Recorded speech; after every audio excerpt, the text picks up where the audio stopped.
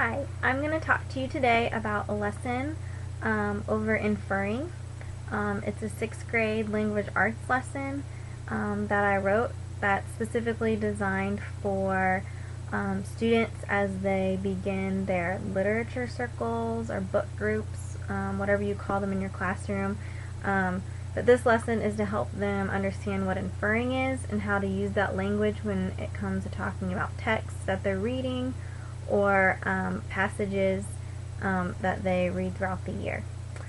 So, as an overview of this lesson, the central idea is that students will be able to use schema and information stated from specific texts to draw conclusions and make inferences. Students will demonstrate that good readers make inferences for many different reasons. So for the materials that you'll need for this lesson are some worksheets that I made, but you can make easily, and I'll explain these later.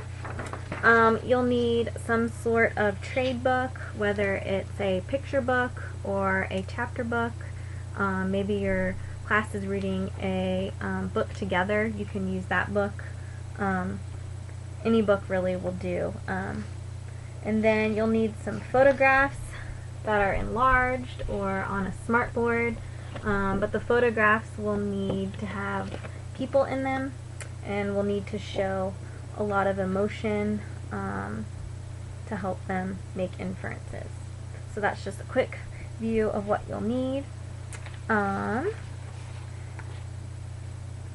next thing is that this lesson can be modified for other grades as well, 4th and 5th grade, and then 7th and 8th grade, I think, as well.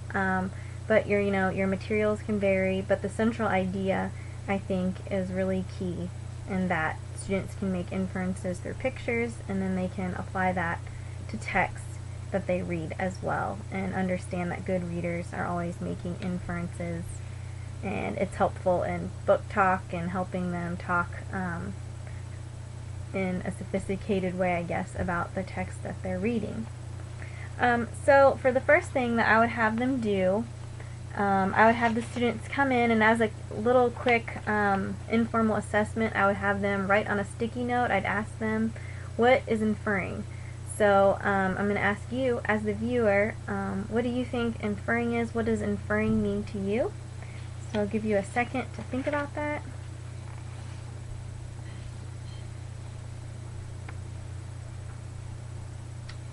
And then I would ask the students to take their sticky note and stick it on the board. That way I can read them and review them and have a mini discussion over them. So I'd pick examples and kind of guide their thinking, guide their answers to come up with central theme, central idea, and that's that information that you read plus their schema, which is something you already know, is put together, and it makes a observation, and they conclude evidence, which is based on their schema, and the schema, which is the information they know, and the text and evidence that they see, and it comes together to make an inference. So inference means to conclude based on evidence or a hint or guess. So I would just direct that. That's what we're going to be doing today, learning more about that and how we can do that as good readers and as close readers. Then I would ask them to take a worksheet that I would provide, and I'll ask you to make maybe 4 boxes on a paper or a sticky note. Real quick, just sketch 4 boxes, and in one column put I see, and then the other columns put I infer. And you can label one column number 1 and then number 2. And then I would show them pictures, and I'm just going to show you a couple pictures. But with my students, I would show probably, I don't know, anywhere from 4 to 6 or 10, depending on how much time you had. But I'm just going to show you this picture real quick. So in the column where you see, where it says I see, you're just going to write some observations of what you see. And I would model this a couple times for my students talking them through it, say, I see a man, he looks dirty, he's crouched down in a street, I see that he has a coat on, and I see that he's playing a harmonica. And then in the column where it says I infer, I would simply write, I infer that this man possibly is homeless because he's sitting in the street. He looks kind of lost and maybe hungry. So I would say I infer that I am, or he is homeless. Okay? And then I'll show you one more, and I'll let you do this one yourself. What do you see? And then what do you infer?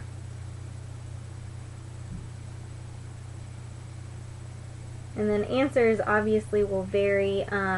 Another thing that you could do to mix this up would be to ask students to get into groups, to pair up, pair and share.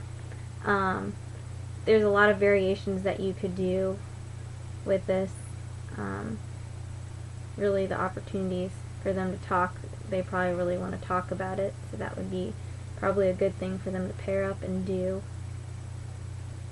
So I see baseball players fighting, and they look angry, and then you could say I infer that a bad call was made, someone feels that they are being mistreated, an unfair